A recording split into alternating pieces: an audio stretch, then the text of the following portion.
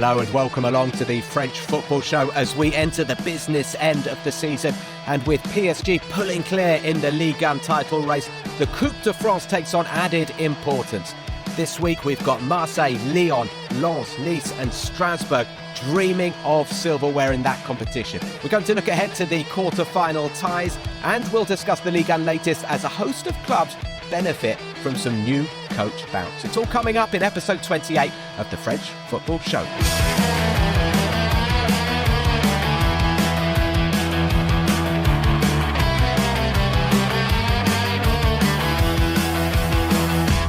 Hello, welcome along. Welcome to Paris, where I'm delighted to say it's been a beautiful sunny day. Spring has hit us, and it's a fantastic place to be in the springtime. Tom Williams, one of my guests this morning. You were in town over the weekend. How are you doing, Tom?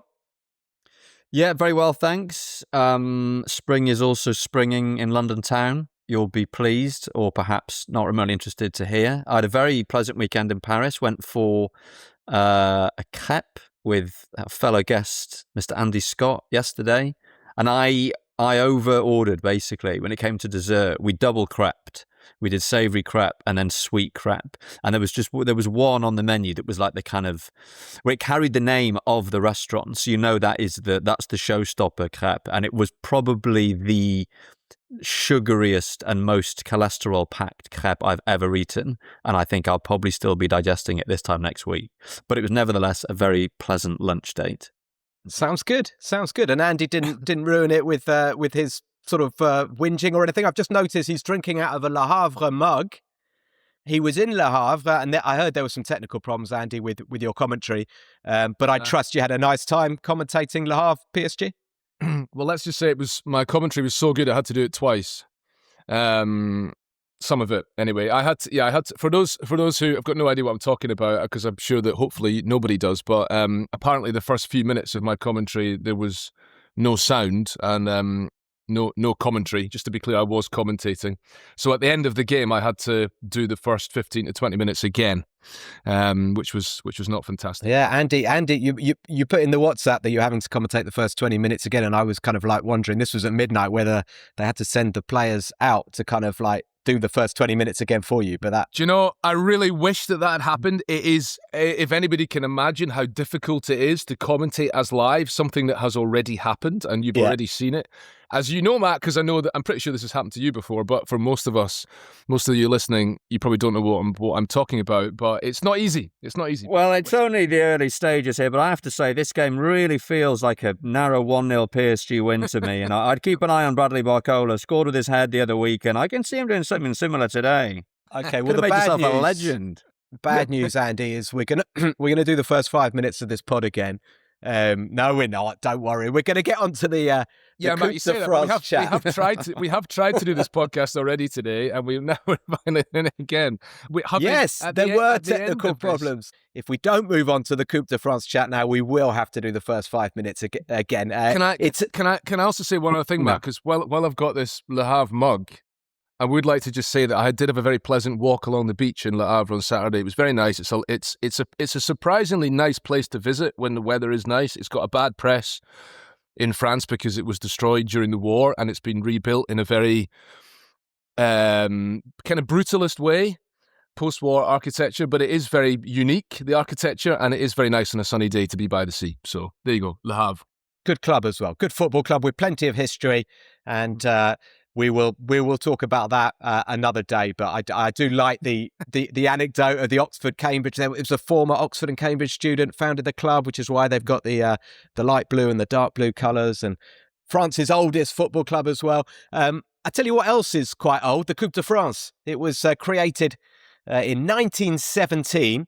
And Tom and Andy, you know very well, it's a much loved competition. I think it can be compared in that respect to the FA Cup in England, in that it's, very historical, and a lot of people here, maybe an older generation, are very attached to it. And over my time working on the French Cup, I've been surprised sometimes when I've heard managers or club presidents, the late Louis Nicolin. I remember him talking about what it means to him to try to win this competition, and just how big a deal it is. In more recent sort of decades, guys, the Coupe de France has been known for just producing unbelievable stories and upsets. We'll remember Calais going to the final in 2000. They were in the 4th tier.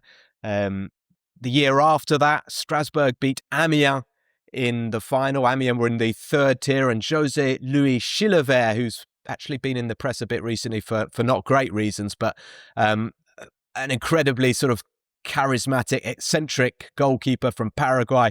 He starred for Strasbourg, scored the penalty, and the winning penalty, I think, having saved a few in the shootout. We won't go through all the incredible stories. I have noted quite a lot.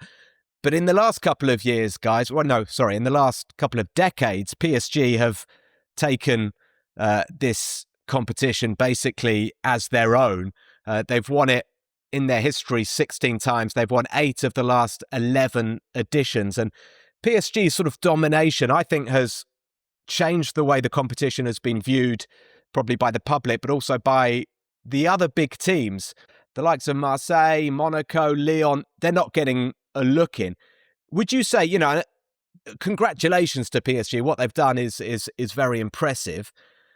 But, I was at the final last year and Stade de Reims turned up and they never really had a chance of beating PSG. It was such a one-sided affair. Do you think PSG's domination has taken a little bit of shine off the competition?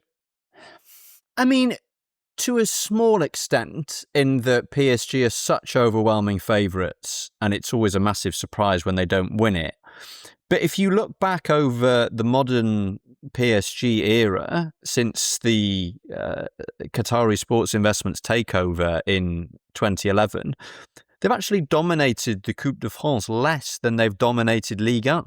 We've had more surprise winners of the Coupe de France in that period than we have in Ligue 1. And some of those surprises have been huge surprises because they've involved PSG being, eliminated or losing unexpectedly. The 2019 final, when they lost on penalties to Rennes, Hatem Ben Arfa in that Rennes team, fueled by a desire to avenge his own unhappy spell at the Parc des Princes. And then those 2 back-to-back seasons when Nantes and then Toulouse won it. As if PSG do ever get knocked out, it sends a real kind of ripple of electricity through the tournament. Now we're going to go on to talk about this season's tournament, but that's exactly what has happened this season. Almost every team still in the hat, and there are still 8 of them, given that we're at the quarterfinal stage, all think they've got a chance of winning it. And it would be transformative for literally every single one of those clubs to win it. And you saw the scenes that accompanied Rennes winning the final in 2019, Nantes in 2022, Toulouse, that incredible 5-1 win over Nantes the following season. And they're really kind of historic moments. And also the fact that you've got this, behemoth in PSG means that when they come up against a genuine underdog, it feels even more romantic. I remember when Les Herbiers from the 3rd tier got to the final in 2018. I spent a little bit of time with the squad before the final. They were training at Clairefontaine, and their eyes were on stalks. I mean, they were living a complete dream. Yeah, I think that you've kind of picked a bad example, Matt. I think obviously it's the most recent example, last season's final. But I think it's an unfortunate one because Reims actually, in the end, of course, got sucked into that relegation playoff, and they just never really took the final itself all that seriously because they kind of thought, well, we're going to lose this, and what matters to us is staying up. Of course, they got relegated as well in the end. But if you think about the, as Tom says, 4 of the last 7 editions is all that PSG have won, and they're not going to win it this year. When you get a small club like Les Herbiers, or even a team like Angers getting to the final, when you see what that means, Angers did that in 2017 and lost very narrowly to PSG to a very, very late goal. When you see what it means to them, what it means to the supporters that come. When Nantes won it in 2022, when they won the final against Nice, I was at that game, was commentating that final, and you saw what it meant to them, this huge club. I mean, Nantes, to anyone who is not familiar at all with French football but happens to be listening to this, despite having no knowledge of the game here whatsoever, Nantes are a massive club. They're the biggest club if you cut France into 4, the top left corner, Nantes are the biggest club. I mean, with the greatest respect to the other teams in that area, they had a huge support at the Stade de France that night. Probably 55,000 people in the crowd were wearing yellow and green, and you could see the emotion and what it meant to their fans to win that trophy. What it means also is that I think if you compare it to, the Scottish Cup in Scotland tends to be dominated by a couple of teams. Actually, the FA Cup in England has really noticeably been sort of dominated by the same 3 or 4 teams really over the last 10, 15 years. There's been very few opportunities for smaller, when I say smaller clubs like huge names historically, but who don't win trophies anymore. They don't win the league and they don't win the FA Cup. But in France, if PSG don't win it, suddenly it's a massive thing for anybody to come in and win it. And you mentioned Marseille. I mean, Marseille are the second most successful club in the history of the Cup with 10 victories, but none of them since 1989. So aside of everything else happening at that club this season, the French Cup is huge for them, just because of what it would mean to finally win the competition again. Lyon as well, no trophy since 2012. So the opportunity is there. You'll see what it means for whoever wins it this season, just how enormous it is. Yeah, maybe I was basing that analysis a little bit too much on what I saw last season, where it was a bit of a canter for PSG. And I was looking at the quarter-final lineup for last season. I just remember how disappointing so many of the other Ligue 1 teams were. The quarter-finals last year, Angers against Reims, Cannes against Guingamp, Brest against Dunkirk, and Stade Briochin against PSG. And you look at that quarter-final lineup and you're like, what's the point? But some of those stories were incredible. Like Stade Briochin, and again, drawing PSG out of the hat, that is an unforgettable moment for that town, for that region, for those players, for those supporters.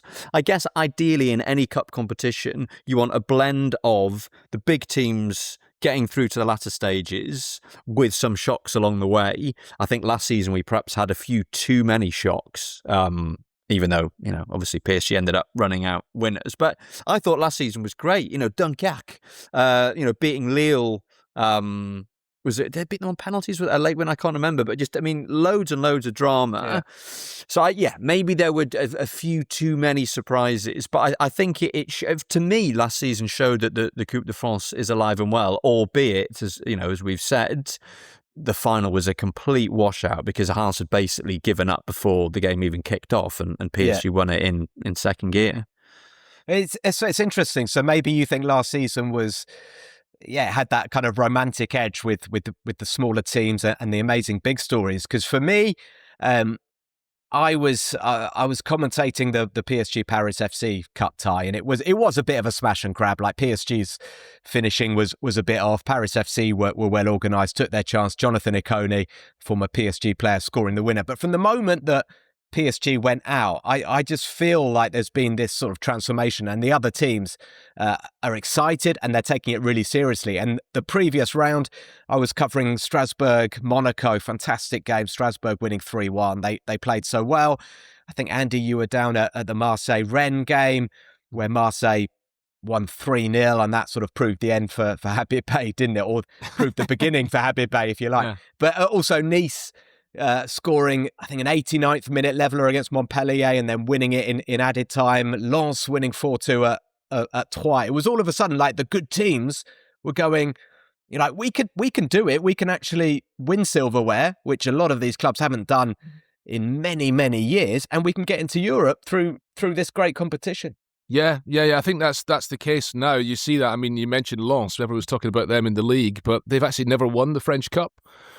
Probably the biggest French club never to have won the French Cup. Is that a fair thing to say? So yes, it's a great opportunity for them, but now they've got to go to Lyon, who have been, the last couple of games apart, have been brilliant for a while now. So that's the game I'm going to on Thursday. I'm going down to Lyon to commentate that game, and I'm very much looking forward to it. Let me just give you the quarterfinal lineup, and then we'll sort of do it quickly, sort of game by game, because these are all clubs, like I said in the intro, that are dreaming of silverware now. Strasbourg at home to Reims, who are now second tier, but pushing for promotion. Lorient against Nice, Lorient who've been terrific at home this season. Marseille against Toulouse, and that one, Lyon against Lens. I mean, that's probably the pick of the round, Andy, that you've got there. Yeah, definitely. I think it's going to be a terrific game. Obviously, Pierre Sage going back to play his old team with everything that means.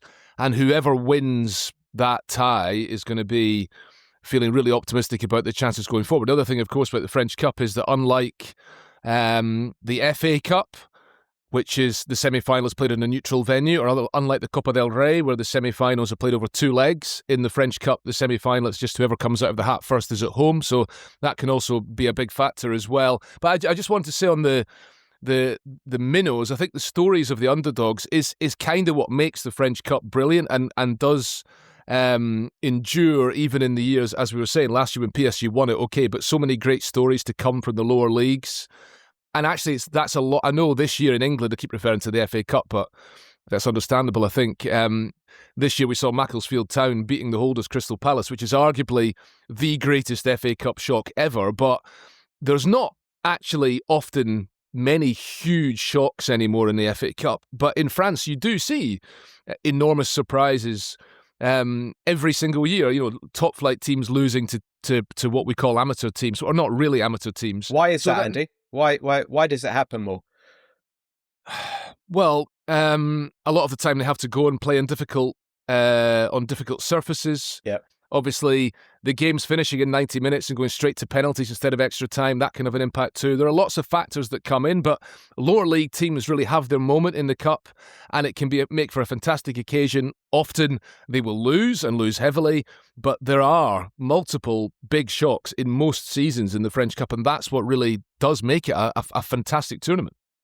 Yeah, you look at the way that the Coupe de France is structured, and the fact that when clubs are drawn to face opposition from at least 2 tiers higher, they are automatically given a home draw.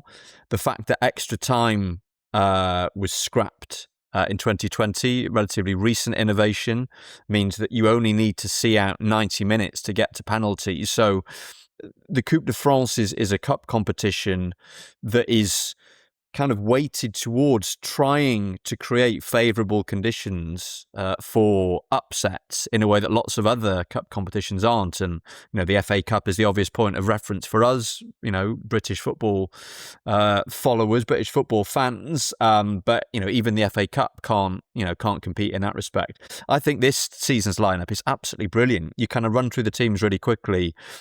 It's Strasbourg who are on this real upward curve, who know they can beat anyone on their day and probably feel that they're capable of winning the competition. A big historic name from French football, riding high in Ligue 2, going into this game off the back of 4 successive 0-0 draws. So if you want to prove your ability to keep it tight in a cup competition, you can't do much better than that. Strasbourg haven't won the French Cup since 2001, I don't think. And then Lyon, Nice, obviously Nice won it quite recently, having a bit of a difficult season. Miraculous comeback from 2-0 down to beat Nice 3-2 to beat Montpellier 3-2 in the previous round. Lyon haven't won the cup since 2002, I don't think. I mean, as Andy said, Marseille haven't won it since 1989, haven't won anything since 2012, a complete aberration for a club of their size. Up against Toulouse, who've been having a bit of a rough time in Ligue 1 of late, but are another team who are capable of beating, supposedly better opposition. And then Lyon-Lens tie the round. Lyon having this fantastic season. Also haven't won anything since 2012, I think I'm right in saying. And Lens, who I think most people who follow French football would agree really deserve something from this season. They're probably not going to win the Ligue 1 anymore. Champions League qualification, which they're in a very good position to secure, would be amazing. But if they can win a trophy as well, and particularly having never won the Coupe de France, that would be amazing. Yeah, I think Lens would probably take a repeat, though, of 1998 when they lost the Coupe de France final, I believe, to PSG, and they pipped Metz to win the Ligue 1 title. But they're not going to be pipping Metz to anything this season because they're rock bottom. But very quickly, guys, I'm going to put this question to you. Which team of the 8 needs to win the Coupe de France the most? I'll start with you, Andy. Depends what you mean by needs. I mean, I would say Lens because they've never won it, but at the same time, I think probably most people would say it's Marseille because they've been having a rotten time for a club of their size. They're in such turmoil, and for a club of their size to have not won anything since 2012 is an awfully long time. So, probably the line in the media would be that this is the competition that Marseille really needs to win. The same can be applied to Lyon. Marseille and Lyon, the two biggest French clubs behind PSG both have won nothing since 2012. So maybe those two on an even footing. Yeah. Did you go with that, Tom? Yeah, I mean, it has to be OM. I mean, as I said before, it is a complete aberration that they haven't won this tournament since 1989. We know what a delicate season they've had. Departure of Roberto De Zerbi, departure of Pablo Longoria, the president. Financially, they are absolutely desperate for Champions League qualification. And I think whatever happens, they are in for another nail-biting run-in. Similar to the kind of run-in they had last season. If they've got a Coupe de France final to look forward to, that will just energise the entire city. We all know what an incredible place Marseille is when people are all sort of pulling behind the football team and looking forward to a big fixture like that. So, yeah, I mean, I think for every other team, slightly less Lyon because of the size of the club, but every other team winning the Coupe de France would just be this fantastic bonus, this fantastic fairy tale. But the pressure at Marseille is so great. That wait for a trophy has gone on so long. It feels like it matters more to them probably than any other club that's still in the running. Oh, good stuff. It's going to be really interesting, and Marseille certainly warmed up for that cup tie with a good win on Sunday, and we're going to talk about that in the second half. The halftime whistle is about to blow.